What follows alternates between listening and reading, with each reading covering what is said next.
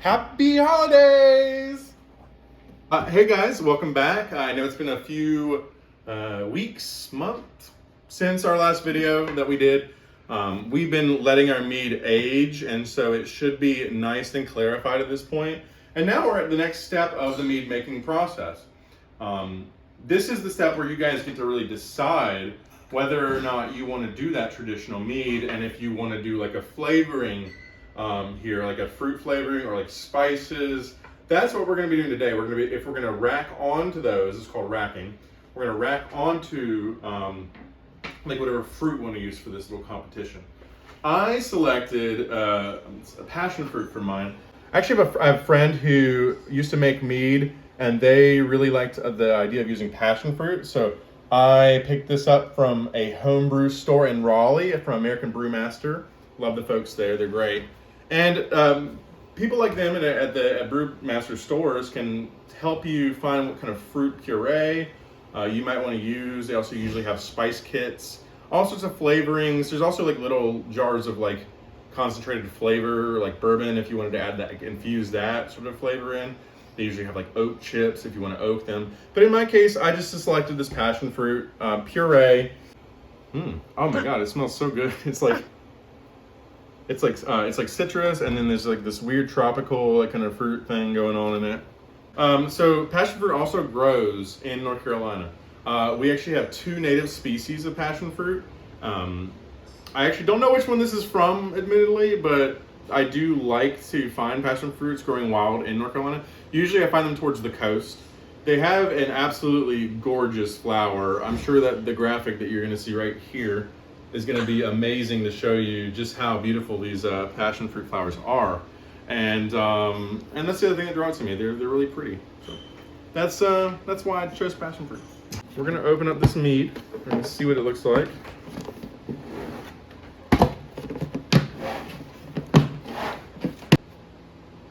All right, look at that.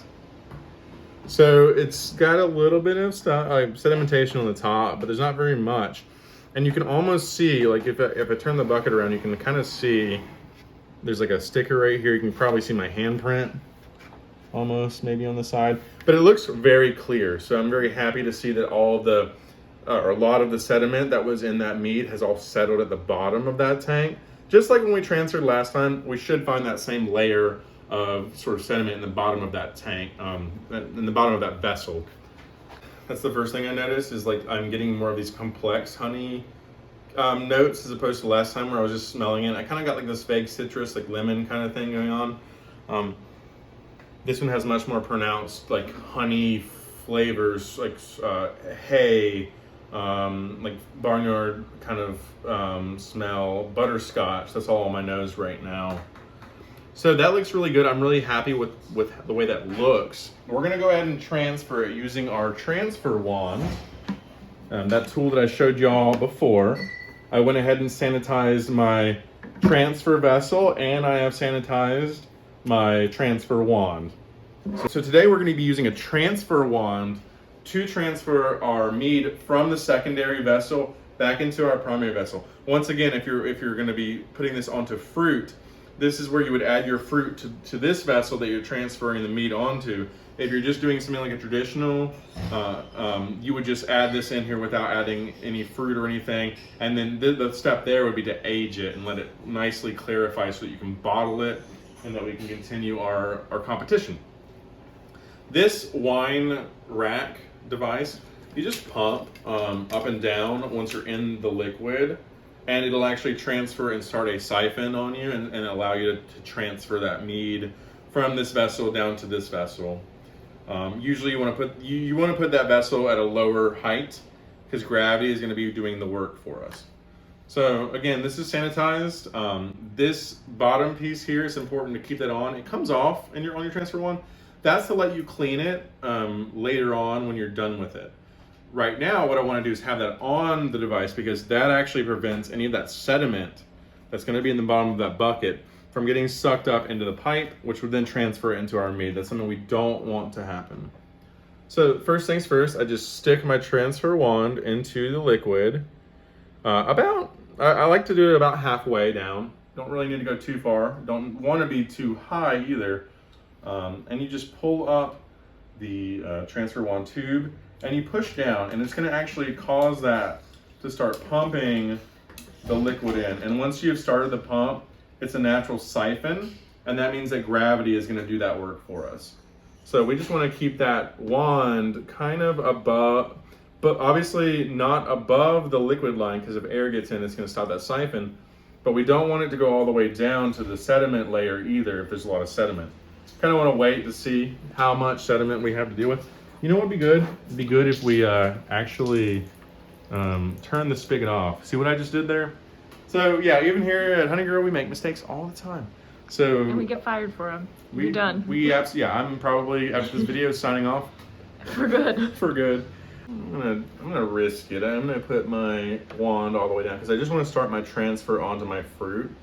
And really what I'm looking for is to see, does this look kind of cloudy? It's not really that cloudy, so I feel pretty good about laying that wand down. Okay, so I'm gonna go ahead and add some of this passion fruit puree into my vessel. So I'm just gonna dump it right in because it's a liquid puree. I'm gonna use about half of it. My idea here is that I don't want this to end up too sweet. It might actually ferment though at the same time. So if it does ferment, it might go dry. And if it does go dry at the end of this fermentation, I would want to back sweeten it. So that's just my process. You guys get to do your own process. Do you have any tips for using a puree versus using like a whole fruit? When you're using a whole fruit, first of all, I like to make sure that my fruit is nice and cleaned. Like I wash the outside of my fruit. A lot of times you can have wild yeast on the outside of them, and that can make like a funky fermentation or a re-fermentation event happen also. The other thing there is to cut them. I really like blueberries, it's fine. I usually press them, and strawberries, they usually disintegrate. But with like currants or with any kind of fruit that's like has like a kind of a thicker skin on it, you want to make sure you cut that open so that the yeast can get in there and get all that good sugar out from the fruit. And I want to try this just to kind of see what it's like. It's, you know, it's still a little cloudy. There's definitely still a little yeast that's hanging out in that glass. And I can get it on the nose. I get a little yeasty. And again, the lemon has kind of come up, but there's more of those honey notes that I'm looking for. But first of all, the lemon is still there, but behind that, because of the yeast that's sort of kind of hazy in there, it's got kind of a bread thing going on right now. And that, I'm gonna expect that to kind of like taper off and as the yeast continue to settle down to the bottom of the tank. We're gonna get to where we can kind of see that sediment layer in the bottom of the tank. Definitely a little sediment in there, not too much. We got a lot of that sediment out in the primary after it finished fermentation. We sure did. Usually when I add whole fruit to a ferment, I add it in like a mesh bag. We use these mesh bags that are easy to fill the fruit with and then put them into the tanks. And then we pull them out before we transfer. The idea there is like it's gonna get stuck in my pump if I just used whole fruit and tossed it in. And that can also lead to us getting less yield out of that ferment. So a lot of times with when I put the mesh bag in, pulling it out, I'm able to get all that liquid out, making my yield a little better. So that's another good tip for using fruit and mead. I'm just mixing that passion fruit right on in. This is going to be a beautiful dark mead now. Look how much darker that is. So usually when you get towards the bottom, you just want to gently tilt the bucket. You can see I'm lifting one side of that bucket. That's just to make sure that the liquid, I get as much as I can out of the transfer tank. This is gonna end up pretty full. That's another thing, that's another reason why I didn't want to put that whole gallon in, because I just didn't think it was gonna fit in the bucket. And you can see I'm just popping above that yeast layer. You want to be as gentle with the sort of waves that are on the top of the mead as possible. And I usually stop when that, you can see kind of that haze is heading towards my transfer. I usually wait until that gets there and then I pull it. So even though there's good mead still in there, I'm gonna stop it. because I don't want to pull any of that yeast layer off. So this tank needs to be cleaned at this point. You can see there's kind of this sludgy, sort of yeasty stuff in the bottom, something that's appetizing stuff in the world, and it definitely smells like super bready, super yeasty. I don't want any of that in my mead, so I'm just gonna leave that over here. I'm gonna clean that later on. And that's a Christmas gift for someone you don't love. For someone you don't love, or someone who makes bread. Now I have a convenient little spigot that I can pull some meat out from. So fancy. And I bet it's gonna be pretty sweet, because I did add all that sugar from that puree.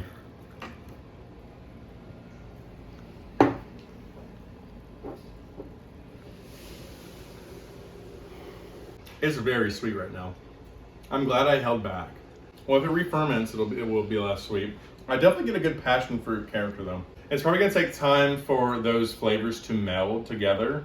Usually when I add honey or when I add like secondary fruit to one of our meads, we usually wait 3 or 4 days to try it because I just wanna make all those flavors mesh together. It ends up integrating better. Multiberry is a great example for where there's raspberries, black currants, blueberries, all sorts of different fruits that are in there. And I need to wait for those flavors to really get where I want them before I can release it to the public. I think I'm gonna give it some more time to age and clarify. And once that's done, I'm pretty close to bottling, and this step is very close to that kind of like bottling step. So I want you guys to start really thinking about what recipes you want to submit for our competition. And in the meantime, talking about that competition, you know, we're really targeting sometime in March to do that sort of competition. It's going to be around our move. We're going to move from the current space that we're in. This is very exciting news. We just did a press release yesterday. We're going to be moving from our 105 Hood Street location to American Tobacco campus, about half a mile that way. So that'll be a really fun move. We have a bigger space. So we might be doing a little mead competition in that new space, or we might have a little after, like a last hurrah party here. So I don't know which yet, but it's going to be sometime in March, so stay tuned for that. We'll be sure to give you an update on the next video. Once again, stay yeasty. Thank you so much for hanging out with us. We really appreciate your time. Happy holidays, and we'll see you when we see you.